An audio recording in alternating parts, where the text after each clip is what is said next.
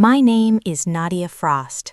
I am 67 years old, and today, in a courtroom full of strangers, I was reduced to 2 words that erased my entire life: just a housewife.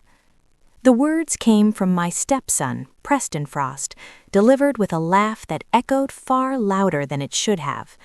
People turned to look at me, some with curiosity, some with quiet judgment, a few with pity. 6 months ago, my husband Garrett died. We had been married for 20 years. When he passed, he left me everything: his company, his properties, his accounts, the life we built together, piece by piece. Preston did not accept that. He sued me. He claimed I manipulated his father, that I isolated him, that I took advantage of an aging man and rewrote his will for my own benefit. He hired the most expensive lawyer in the city to prove it. I stood alone at the defense table, no attorney beside me, no legal team, just a woman in a simple navy dress holding a small purse with both hands to keep them from shaking. The courthouse smelled like polished wood and old arguments, the kind of place where truth is supposed to matter, but appearances often matter more. Across from me sat Preston, 35 years old, perfect suit, relaxed posture, the confidence of someone who believed this was already over. Next to him was his lawyer, Callum Whitaker. People whispered his name like a warning: ruthless, brilliant, expensive. When the judge entered, the room stood. When Callum began his opening statement, the room leaned in. He spoke smoothly, calmly, as if he were explaining something obvious. "Your Honor," he said, "this is a clear case of undue influence. A woman with no career, no education of consequence, and no independent income inserting herself into the life of a wealthy widower." Then Preston smiled and said it again: "She is just a housewife." Something shifted inside me at that moment, because the lawyer standing across from me suddenly stopped talking. His face went pale, his briefcase slipped from his hand and hit the floor, and as he looked at me, truly looked at me, his voice dropped to a whisper: "It is really you. I cannot believe it." Preston had no idea who I truly was. Stay with me until the end and tell me in the comments which city you are watching from. I want to know how far this story reaches. The morning it all began started like every other morning since Garrett died: quiet, heavy, still. I made coffee in the ceramic mug he gave me for our 15th anniversary, white with a thin blue line around the rim. I sat at the kitchen table where we had shared 20 years of ordinary mornings and tried to pretend the silence did not press against my chest. The house felt too large now, too empty. Every room carried an echo of him: his shoes by the door, his glasses on the side table, the chair where he used to sit and read the paper every evening. I was still sitting there when the doorbell rang.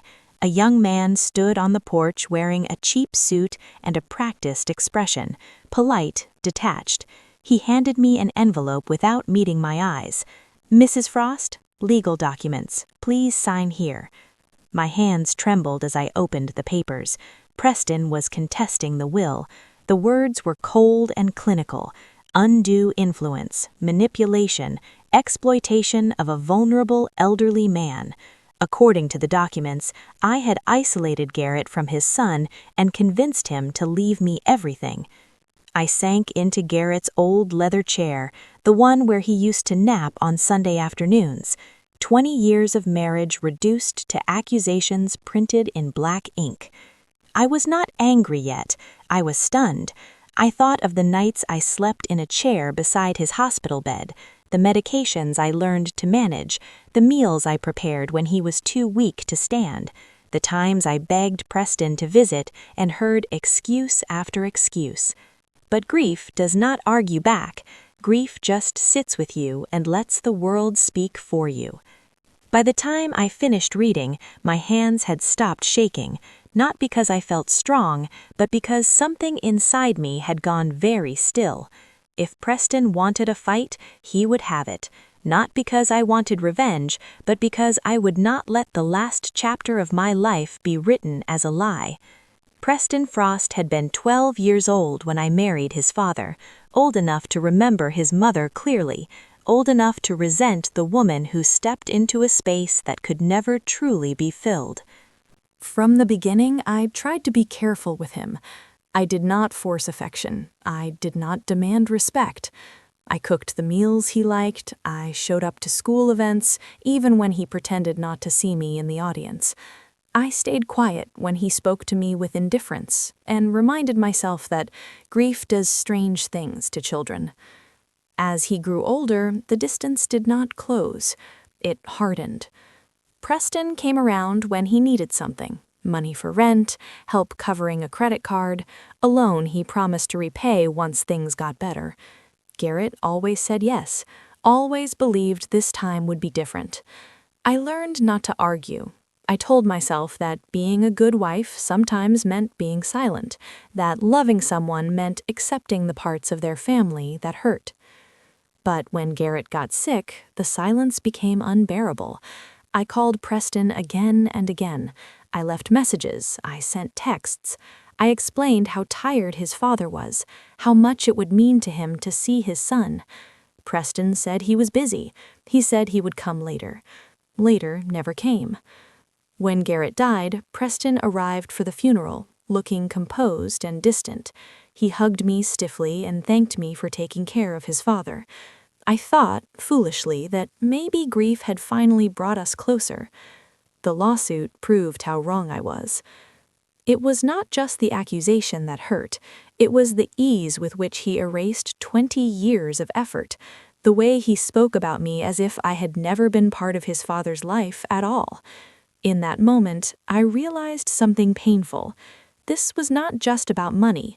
This was about a man who had never forgiven me for staying when he chose to leave. Walking into the courthouse that first day felt like stepping into someone else's story. The marble floors were cold beneath my shoes. Every sound echoed, the distant slam of heavy doors opening and closing. It was intimidating by design, a place meant to remind you how small you are in the face of the law. Preston was already there. He sat at the plaintiff's table with an easy confidence, leaning back in his chair as if this were a business meeting he expected to win. His suit fit perfectly, his hair was carefully styled. He looked like a man who had rehearsed this moment. Aside him sat Callum Whitaker. I recognized him immediately, not from personal experience, but from reputation.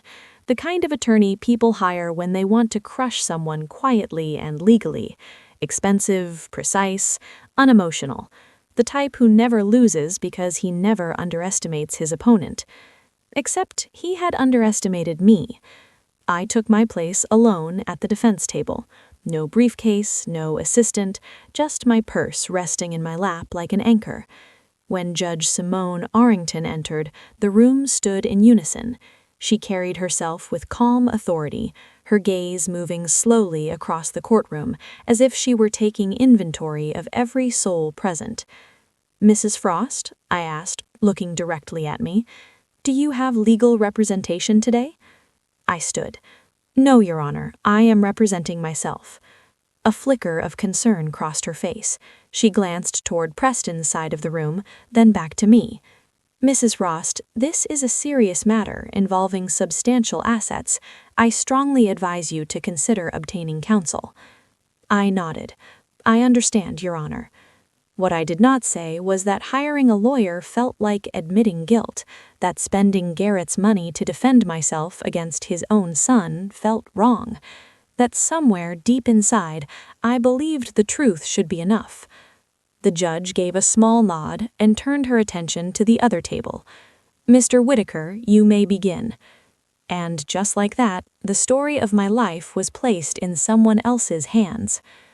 Callum Whitaker stood slowly, adjusting his cufflinks with deliberate care. "Your Honor," he began, "we are here today because a grieving son has been forced to confront a painful truth, that his father's final wishes were shaped not by love, but by manipulation."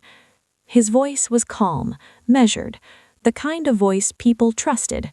He painted a picture of me as a woman who appeared at the perfect moment, a lonely widower, a quiet home, an opportunity disguised as companionship. Mrs. Frost has no professional background to speak of, no meaningful career, no independent income. She depended entirely on my client's father for financial stability. I felt the room shift. He continued, listing facts stripped of context, that I did not work outside the home, that I managed household affairs, that I accompanied Garrett to appointments, that I handled his medications during his illness. Care, he implied, was control. Then Preston leaned forward. "Your Honor," he said, glancing back at me with a smirk, "she could barely manage her own finances. She probably does not even understand half of what my father owned." A few people in the gallery nodded. That hurt more than I expected, because I had spent years pretending that being underestimated did not matter, that being seen as simple was harmless. But hearing my life reduced to incompetence in a public room cut deeper than grief ever had. When it was my turn to speak, I stood slowly. I did not argue law. I spoke truth. "I loved my husband," I said. "I took care of him because I wanted to, not because I expected anything in return." Callum smiled faintly, as if indulging a child. "Love is not on trial here, Mrs. Frost. Influence is." Judge Arrington raised her hand. "I have heard enough for today," she said. "We will adjourn and reconvene tomorrow morning." As the room emptied, Preston laughed quietly. Callum shook his hand, and I sat there alone, realizing that kindness had just been mistaken for weakness. That night, the house felt different. Not quieter, not sadder, heavier. I sat alone in Garrett's study, surrounded by shelves he rarely touched but never removed. Old books, framed photographs, a life carefully preserved. The kind of room that holds secrets even when no one is speaking. I poured a small glass of wine and let myself breathe. That was when I noticed the jewelry box on the desk. I had opened it 1,000 times before. Earrings, rings, small keepsakes from vacations long past. But that night, my fingers brushed against something hard beneath the velvet lining. A key. Small, unlabeled, forgotten. Garrett had given it to me years ago. "For emergencies," he had said, "when you need it." I had never asked what it opened. My heart pounded as I crossed the room and knelt beside his desk. The bottom drawer had always been locked. I had respected that. Marriage does not require possession. The key slid in easily. The drawer opened with a soft click. Inside was a manila folder, neatly labeled in Garrett's careful handwriting. "Nadia, personal." My hands trembled as I opened it. Documents stared back at me. Old but pristine. A framed truth I had packed away long ago. A law degree. Honors noted in crisp print. Certificates of appointment. A photograph of a younger woman standing straight, hand raised, eyes steady. I recognized her immediately. She was me. I had not imagined that life. I had lived it. At the bottom of the folder was a folded piece of paper, a handwritten note from Garrett. "Nadia, I know you think you became smaller when you chose love. You did not. You chose something braver. If anyone ever forgets who you are, this will remind them, including you." The tears came then, quiet, uncontrolled. For 20 years, I had been a wife, a caregiver, a steady presence, but I had not been erased. I had only been waiting. And tomorrow, I would stop waiting. The next morning, I wore the same navy dress, not because I wanted to appear unchanged, but because I wanted them to underestimate me again. The difference was not in the fabric, it was in my posture, my pace, the way my eyes moved through the room as if I belonged there, because I did. Preston and Callum were already seated when I arrived. Callum was reviewing documents with the confidence of a man who believed yesterday had gone well. Preston looked relaxed, almost amused, like this was a formality before victory. Judge Arrington entered promptly and took her seat. "Mr. Whitaker," she said, "you may call your next witness." Callum stood and called Jana Selby, my neighbor. Jana looked nervous as she took the stand. She avoided my eyes as she spoke about the afternoon she found me crying on my front steps, about how I said I was afraid of what would happen after Garrett died. Callum let her words hang in the air, then sat. Judge Arrington turned to me. "Mrs. Frost, do you wish to cross-examine?" I stood slowly. "Yes, Your Honor." I walked to the witness stand and stopped at a comfortable distance. "Jana," gently I said, "when you found me crying that day, why was I upset?" "Because Garrett had just been told the treatment was not working," she answered. "And what did I say I was afraid of?" She hesitated, then sighed. "You said you were afraid of being alone." I nodded. "Thank you." Callum's smile tightened. He called the banker next. Under my questions, the banker admitted Garrett reorganized his finances to make things easier for me after his death, not to hide assets, not to control them, to prepare. When I returned to my seat, Judge Arrington studied me closely. "Mrs. Frost," she said, "may I ask you something for the record?" "Of course, Your Honor." "What is your full legal name?" The room went quiet. I took a breath. "Nadia Elaine Frost." And just like that, the balance of the room began to shift. Judge Arrington's pen paused in midair. "Nadia Elaine Frost," she repeated slowly. Her eyes lifted to mine, searching, measuring. Then something changed in her expression. Recognition, not certainty yet, but possibility. "Mrs. Frost," she said carefully, "before your marriage, did you practice law?" "I did, Your Honor." Callum Whitaker shifted in his seat. Judge Arrington leaned back slightly. "In what capacity?" I kept my voice steady. "I served on the Superior Court bench for 15 years. I retired 2 decades ago." The silence that followed was absolute. Callum's face drained of color so quickly it was almost frightening. He stood up without realizing he was doing it. His briefcase slipped from the table and hit the floor, papers scattering at his feet. He did not look down. He was staring at me. "No," he whispered, then louder, his voice tight with disbelief. "It is really you." He took a step forward, stopped himself, and then did something no one expected. He bowed his head. "Judge Frost," he said quietly, "I cannot believe I did not recognize you." Preston turned toward me, his mouth open, confusion and panic fighting for control of his face. Judge Arrington's voice was firm. "Mr. Whitaker, do you know the defendant?" "Yes, Your Honor. I appeared before her early in my career. Judge Frost was widely respected." "That is one way to put it," Judge Arrington said dryly. She turned to Callum. "Did you conduct a full background review of the opposing party?" Callum swallowed. "We reviewed public records under her married name, Your Honor." Judge Arrington's eyes hardened. "So you failed to investigate the woman you publicly described as uneducated and incapable." Callum said nothing. I remained seated. I did not smile, I did not speak, because this was not about revenge. This was about truth finally standing where it belonged. Judge Arrington called a short recess. When the courtroom reconvened, the air felt different, quieter, heavier. The confidence that had filled Preston's side of the room was gone, replaced with something brittle and uncertain. "Your Honor," I said, standing once more, "I would like to present additional evidence." Judge Arrington nodded. "You may proceed, Mrs. Frost." I walked to the front of the courtroom, holding a slim tablet. My husband anticipated this challenge. He knew that his will might be questioned, and he wanted his own voice to be heard if that happened. I pressed play. Garrett appeared on the screen, thinner than I remembered him, but clear-eyed and steady. "My name is Garrett Frost. I am of sound mind as I record this statement. I am making this because I believe my son may one day claim that my wife manipulated me." Preston's shoulders slumped. "Nadia did not manipulate me. She did not isolate me. She did not influence my decisions.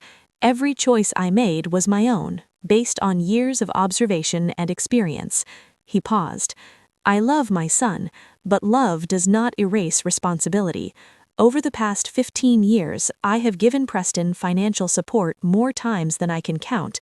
He has not repaid it. He has not changed his behavior. Nadia, however, stood beside me through illness, uncertainty, and decline without complaint. She gave up a life most people only dream of because she believed in us.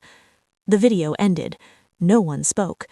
I then presented financial records, documented loans, dates, amounts, missed repayments, a pattern that spoke louder than any accusation. This case, I said, was never about exploitation. It was about entitlement, about mistaking grief for justification. I turned slightly toward Preston. I loved your father. I never asked him to choose between us. He chose honesty, and he chose responsibility. Judge Arrington reviewed the evidence carefully before speaking. "This court finds no evidence of undue influence," she said. "The will of Garrett Frost is valid and enforceable in full." She looked directly at Preston. Furthermore, the court finds that the plaintiff acted with reckless disregard for the defendant's reputation. This matter is dismissed with prejudice. Preston stared at the table in front of him, defeated. 6 months later, my life looks different. I did not return to the bench, but I did open a small practice.